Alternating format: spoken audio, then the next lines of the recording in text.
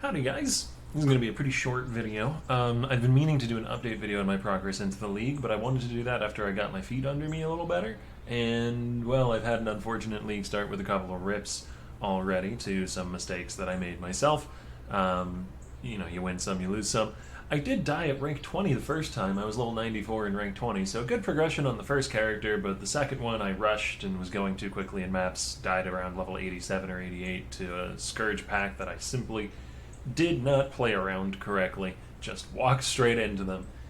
I was frustrated with my first rip and I wasn't playing very well and I was pretty tired at that point. But I am back to level just past 90 here, 91 in this character. And I found a really interesting strategy to do with scourge maps that I wanted to bring to everybody's attention, or everybody who watches this YouTube channel's attention, which is not quite everybody, but it's to you guys. I want to bring it to you guys. So, it uses some points in the atlas as well as the behavior of scourge maps to print a whole bunch of these. Maps with area contains an additional blight encounter.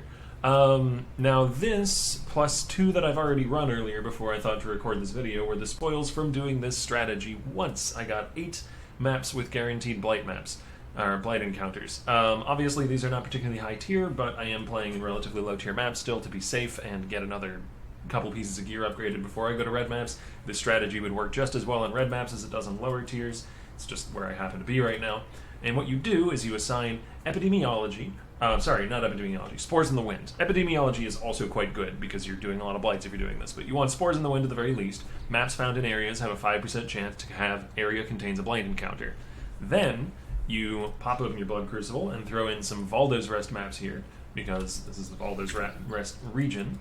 And there is a Scourge mod on maps, which, since they changed the way that Scourging maps worked and they took some of the worst ones out of the pool, is much more common now, which is rare Scourge monsters drop an additional map. If you Scourge that multiple times, you can get them to drop 4 or 5 additional maps, and you can see where I'm going with this. If you then run a Valdo's Rest zone with a whole bunch of rare Scourge monsters and they all drop 4 or 5 maps, a whole lot of them are going to drop with area contains an additional blight encounter. And you're running it in Valdo's Rest anyway, so, you know, any blight maps that you do run there will have the epidemiology bonus, and you'll get a ton of blighted maps. And I've only run a few of these so far, but if I can find my blight tab that I always misplace, one moment, sorry, there it is. You can see I've collected quite a few blighted maps doing this strategy.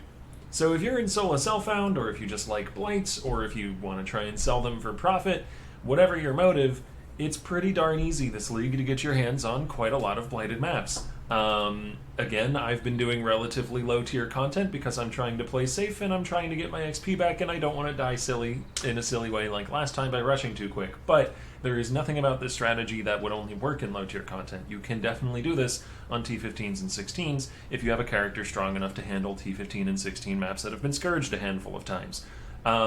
You obviously won't hit rare monsters drop additional maps every time you scourge a map, but generally speaking, when you scourge something else, it's still pretty decent. This one hit rare scourge monsters drop 2 additional scarabs, and scarabs are just good, so like there's nothing wrong with that. You know, this is just a way of augmenting the scourge maps a little further by making it so that when they hit monsters drop maps, you get an extra bit of benefit out of that. You get some more blight encounters that you could sell or run, depending on whether you like them or not. Anyways, that's all from me today. Thanks for watching, and I hope to see you in the next one.